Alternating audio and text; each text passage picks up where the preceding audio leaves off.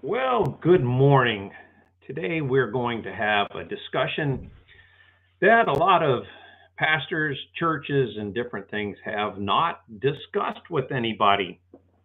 In fact, they probably never will unless something big happens to the church. Have you ever wondered why, if Jesus is all powerful, if we are living under grace, period, if we love Jesus and we pray about spiritual things, why we are still having trouble in life, why these battles that take place, these attacks, or these things we'd like to overcome, why is it we are still struggling within all of this? And I have some answers for you that for the mainstream church or people who have really read the Bible for a long time are struggling with.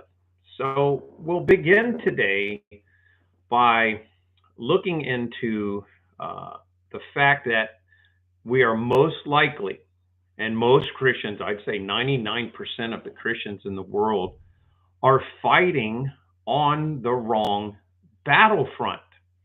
So let's begin this today because there is a new up and coming rising bit of information that is reaching the church now, and that is that the timeline and the fact that uh, it is very possible that the book of Revelation has already occurred.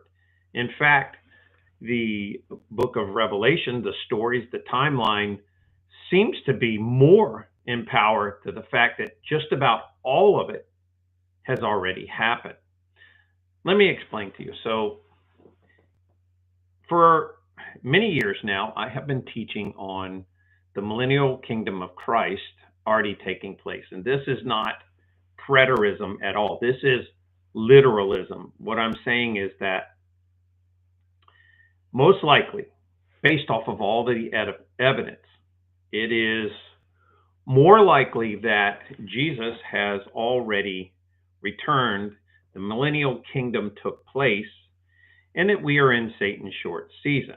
Okay, so a lot of you've heard me talk about this before, but why are we facing all these problems now? As far as like Christians feeling weak, Christians having all of these problems that are going on in life, and they're having such a hard time defeating them. So, guys, imagine this. This is kind of the scenario to think about. Imagine that you're facing this huge problem, and you read the Bible, and you're like, I'm going to pray about this. I'm going to take this on in spiritual warfare. I'm going to try to solve these problems based off of everything the church has taught me and what I have read from the Bible. The issue may be now is that before you ever read the Bible, let's say you were a little child and you started going to Sunday school, or you're a Christian, you started going to church, there's a lot of things in there you're reading, you're trying to learn and understand, and without some guidance, you may not fully understand it. But what if that guidance was already pre-directed to steer you off course, to weaken you? And if we're in Satan's short season, of course, the first thing that Satan's going to want to do is to invade the church and start getting Christians to be weakened or to join against Christ, to join him, like in the book of Revelation, where it says, even the elect would be deceived. I personally believe, without a doubt, that most of the church falls under the elect in this short season, and they are being deceived. Now, imagine you're having all these spiritual turmoils right now. You're facing, whether it's financial, whether it's spiritual. Every Christian goes through turmoil in this short season. That is a fact. I'm talking about, especially since they rolled out the medical stuff that happened, and every Christian fell under some sort of spiritual attack. Even the churches were shut down. Remember, your pastors in the churches, these 501c churches, just shut down. What is that? That goes against everything from our Constitution in America. The pastors just rolled right over and shut down, afraid they were going to lose their tax exempt status, which also equates to their paychecks and everything. They wanted to preserve, maybe it was wise, maybe not, but they should have stood up. It would have saved a lot of people's lives. They should have stood up, which would have kept the tyranny of things within the government from taking such control. So imagine now, as a Christian, you're trying to take on these spiritual battles that are taking place in your life. I have had many throughout the years. And imagine that, okay, so you understand you're having this big struggle, and you need to go to prayer. You need to, you can't take it on physically because this is spiritual warfare. The problem is that because of the deception within the teachings of the church, Christians are going to battle in a different timeline. They're going to battle in a different front.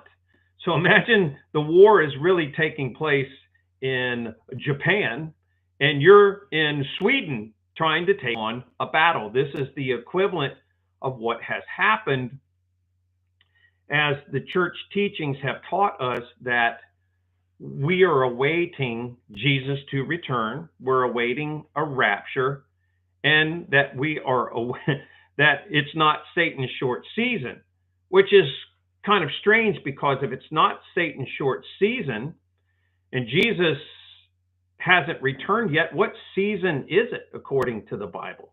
Isn't it it's kind of a strange concept to try to figure out what season are we actually in? They don't really explain this. They just start going into preaching and teaching, and they start going into telling you about how to do things and what Jesus did, and telling you about the time. All of this kind of stuff is going on, but they're being deceptive, whether purposefully or not. And I believe most of the mainstream pastors are being quite deceptive. They have us fighting on the wrong fronts. And this is why, when it comes to spiritual battle, when it comes to trying to pray and being strong and overcoming these things, most Christians are unable to do it. And of course, the pastors tell stories about people who overcome things, and these few people who overcome things. But as the majority, we're finding most Christians are really struggling nowadays. They're struggling in their finances. They're struggling in their understanding of why prayers don't get answered. They're struggling in a lot of places. I know for years I had a lot of struggles. I still have some struggles. Everyone does. But I'm talking about when you get into the point of having to question, if Jesus is all powerful, if he answers prayers, then why isn't this happening in my life? Well, let's reverse, or let's start really thinking about how things work. Demons are under a type of law, and fallen angels are under a type of law. This is God's law. They are restricted from doing certain things. They have access to certain things. Let's say someone becomes possessed. Well, from all of my knowledge, a demon can't just walk into a human or inhabit a human like they can an animal. They have to be invited in, or there has to be legalistic or spiritual things that take place that allow them to reside or come into a person. There is laws, regulations, and things like that allow stuff to happen. So imagine trying to fight a war, like I said, a spiritual battle on a front where you show up in a different country with all of your weapons, and not only are you at the wrong time, you're at the wrong place trying to fight this battle.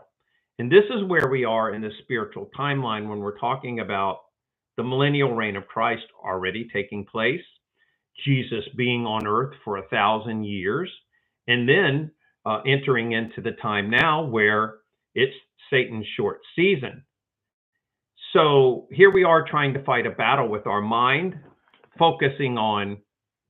we're trying to focus on fighting this battle in the wrong place.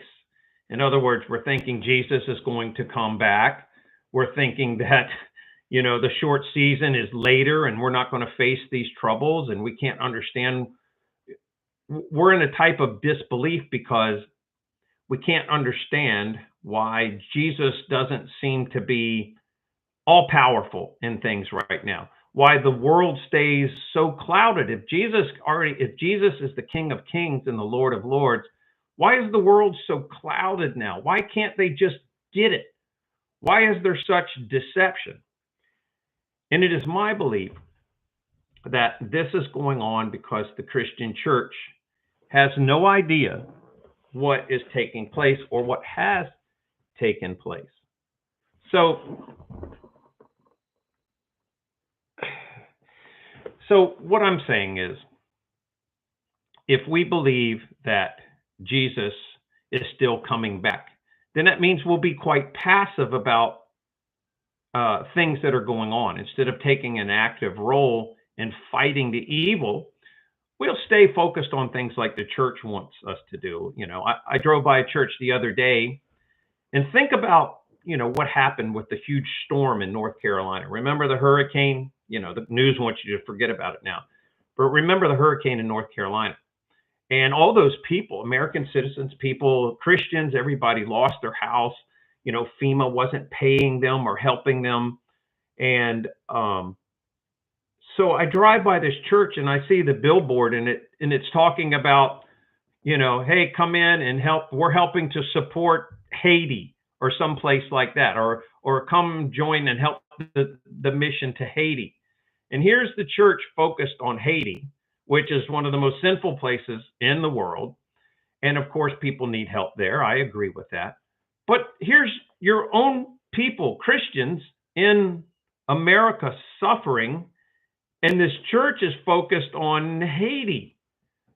It doesn't make any sense. Do you understand how the whoever's leading the church in these things is leading the minds of people off of reality, steering them away from the things that should be going on to help fellow Christians, or even strengthen your nation, so that because we know that America, if we take a good look at America, our leaders, the people involved in things, all of this stuff that is rolling out now, the corruption, I can't even mention some of the things, but I can't even mention the horrible things that these politicians are involved in.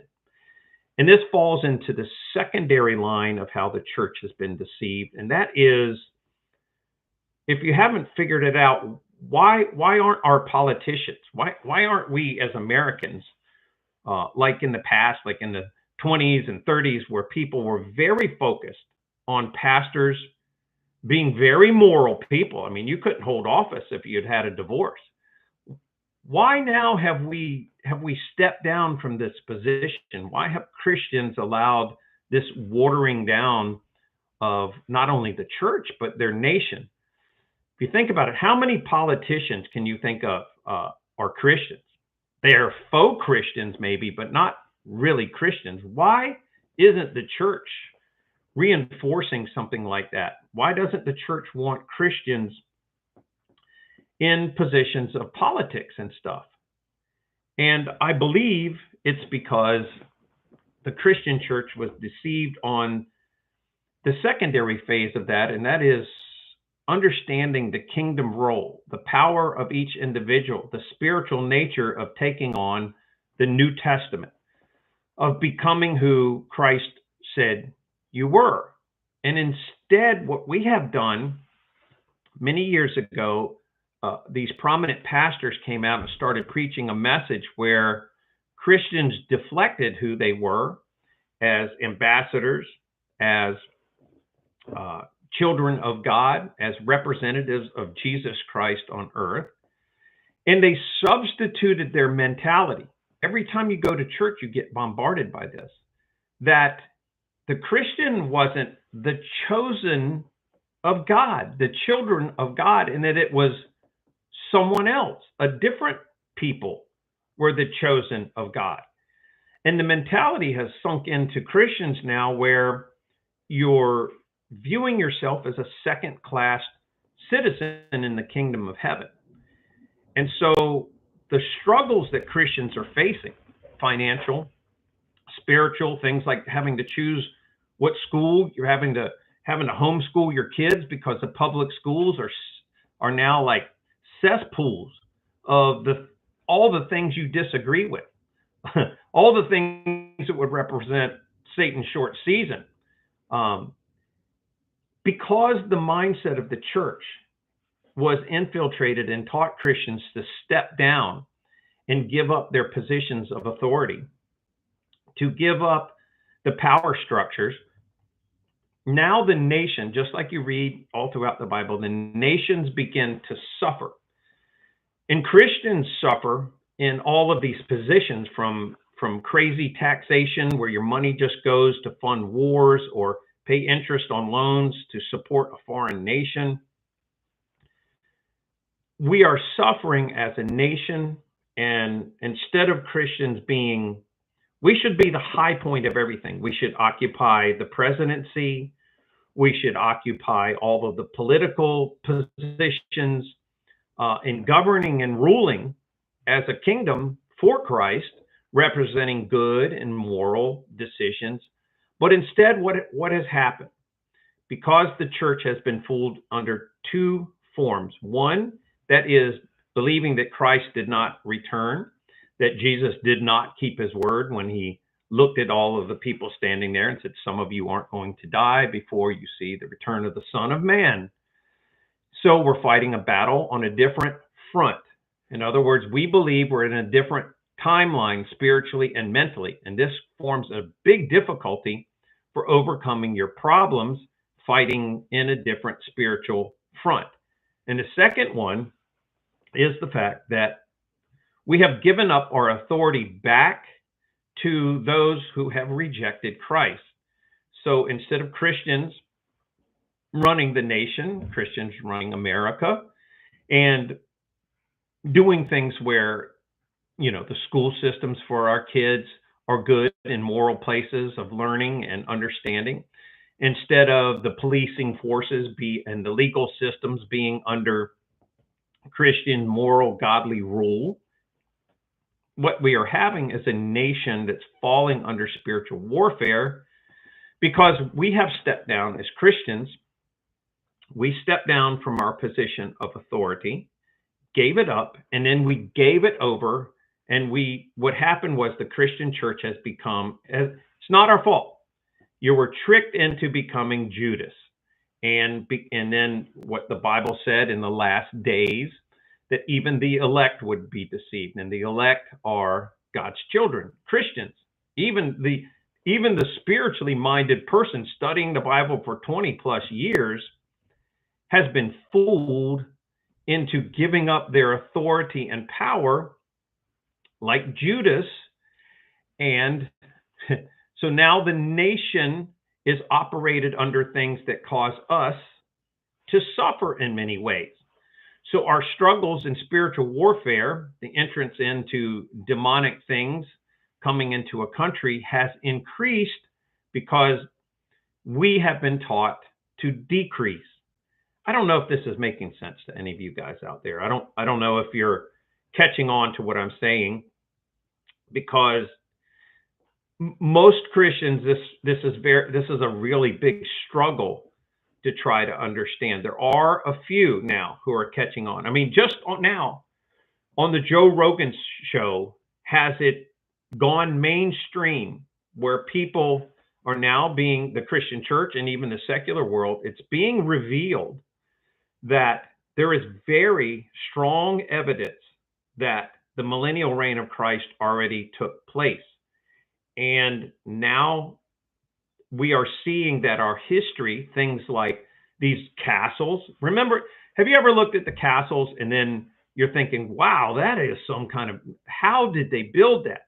Just like the pyramids. Remember, you looked at the pyramids and people are always saying, wow, how did they do that? Well, why does that seem so astronomical? Why does that seem so strange? Like, why do we have to question, how did they build the pyramids? What were they? It's because when the millennial reign was over and Christ left, there was a thing called a great reset. And that was the recapturing of history, the recapturing of the narrative. And they had to make up fantastical stories about the ancient times being primitive so they could get us to move into like the Industrial Revolution. They could put us on their evolutionary time scale. They could hide everything from the past, rewrite it, and basically kind of capture our thoughts. And now, for whatever reason, God is allowing the revealing to take place now. And that is the revealing that Jesus was already here in the shape in Satan's short season, which is a time where he is released to deceive the whole world. If you think about that, you really need to open up your mind, because when it says deceive the whole world, well, what would his greatest forms of deception be on the Church of Christ or on the world? So think about this for a second. If Jesus already returned and the millennial reign took place, what would that end? What would that be the end of?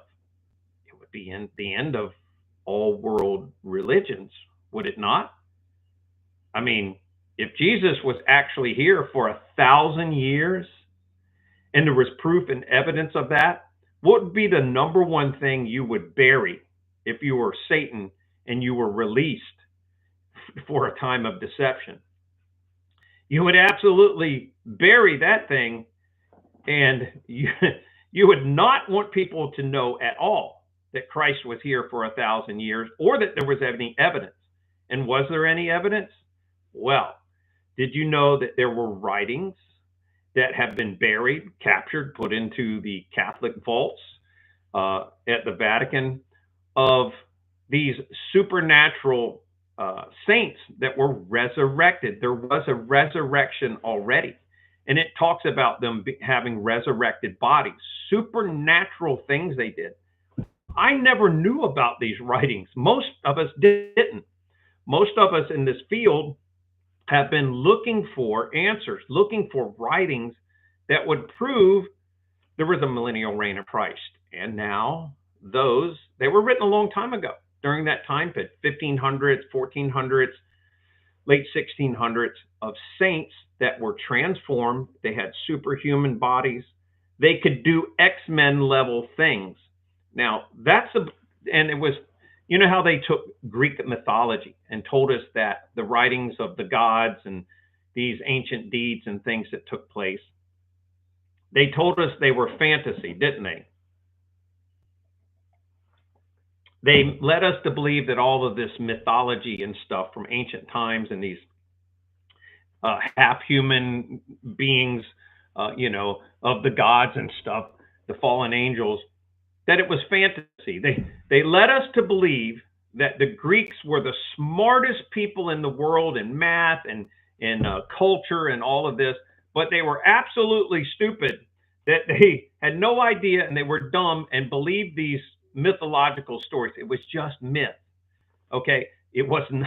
So now, with wisdom, looking at things, of course, in Satan's short season, they want us to believe those things were myth. But I believe the Greeks, if they were that smart in math, if they were that smart in politics and culture, that their writings about the things they believed in with the gods and Hermes and all of these things, and Zeus, that there was some truth to what they wrote about. They really saw, or someone at a time saw, these things happen. There were superhuman angelic things. So when we find these writings appearing now, talking about the saints being resurrected into their glorified bodies, that some of them left footprints that would glow on the ground, or some of them could fly, or some of them were very large. They had X-Men level types of abilities. This would explain a lot as to where these castles came from.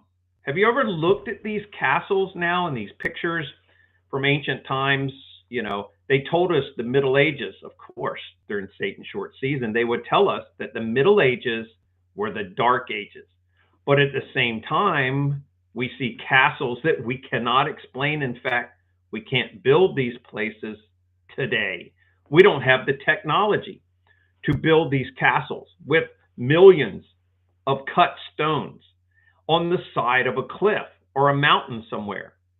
They didn't have roads, paved roads. They didn't have dump trucks. They didn't have any of the abilities to build these magnificent structures. I'm talking marble floors with the inlays of the floors having metals or gold inlaid into the flooring that is an exact representation of a circuit board.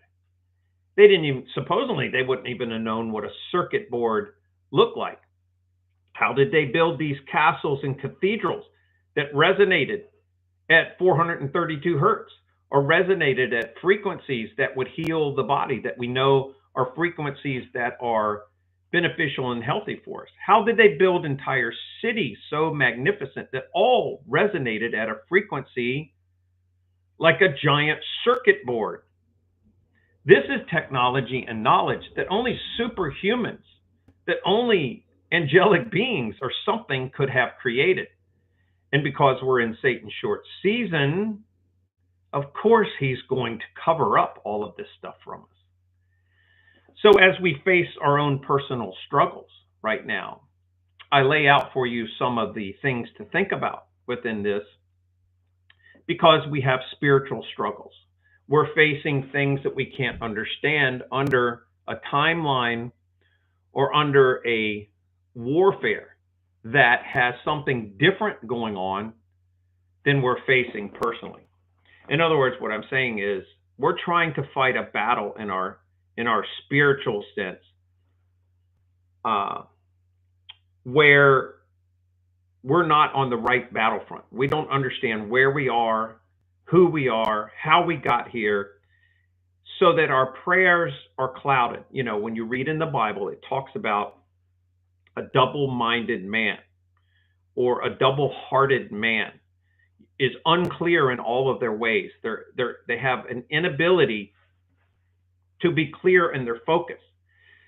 If we have dual thoughts about where we are spiritually in the timeline, in other words, that Jesus hasn't returned yet, if we understood that Jesus came back for a 1,000-year reign, how much would that empower you spiritually in your understanding and faith and strength in the reality about Jesus? The fact that he was here, he kept his word and was here for 1,000 years. How much would that empower your spirit, instead of believing that you were weak, or that you were relying on him to come back and save you from all the bad things going on? Imagine Christ returned. He was here for 1,000 years already. It was true. And that we are in a timeline called Satan's short season. Maybe we're the second dead who haven't, we haven't been resurrected yet. And we're living through this time period. Now, imagine also realizing the spiritual battlefront that you are on, and that is that we're in Satan's short season, which means we are on a totally different means of prayer, a totally different means of taking on things. And that in the understanding of all of this, in this kingdom war front we're in, we are not someone else isn't the chosen of God. We are the chosen of God. In the Bible, Jesus laid it out plainly for us to understand who were the chosen, who were supposed to have the power, who were the spiritual Israel of today. He told the parable of the vineyard. And if you haven't read the parable of the vineyard, it explains everything. It erases all of these pastors come on television.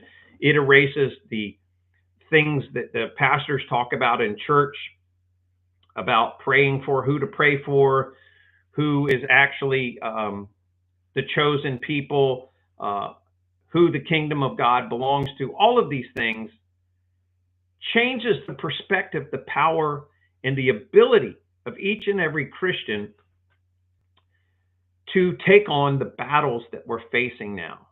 It removes the idea that you are spiritually weak, waiting on a particular thing to happen in the future, and puts you in the position of understanding that you are the remnant of a time where you are to take on these spiritual warfare things in Satan's short season in a different type of power, that you have been given your position, and this time God has given you, and you understand the battle you are in.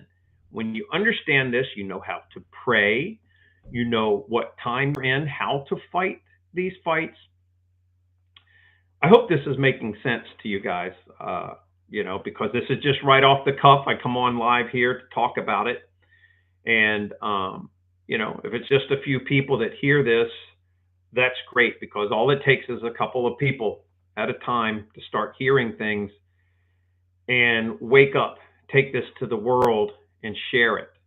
I've got over 200 videos on this channel now. So if you want to go back and get some depth into what I'm talking about with the millennial kingdom, who you are in Christ now, that we're in the short season, I go through a lot of proof and especially visible evidence with these castles and these buildings and the timelines and things that may not quite be true.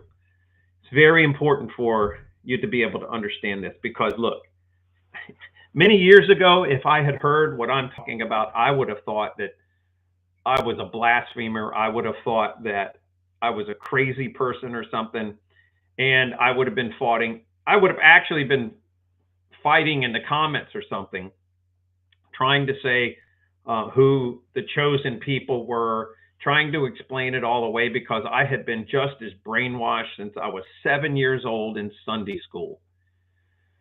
But for whatever reason, these things have been revealed now, and it's coming out. And now I cannot deny what I wasn't taught before. I'm an understanding now, as I hope many of you are.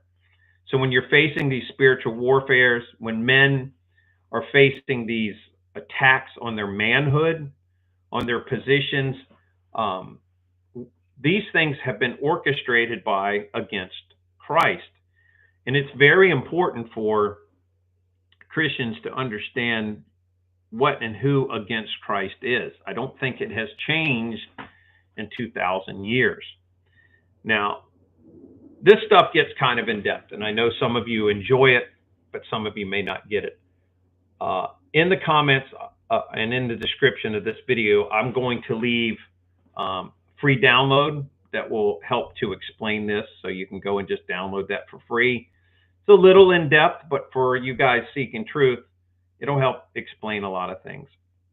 And there will also be a link to something we have now called the Truth Council, where you guys who really want to get deep into this, who want to make a difference, who want to kind of figure all this out, or maybe you figured it out already and you want to be amongst others who are now ready to take on this battle, overcome their spiritual attacks on their life in a whole different front. And you know that the Christian church needs to be awakened to this now. I believe we're coming to the end of Satan's short season, which will it's going to be a crazy time, guys, to be alive.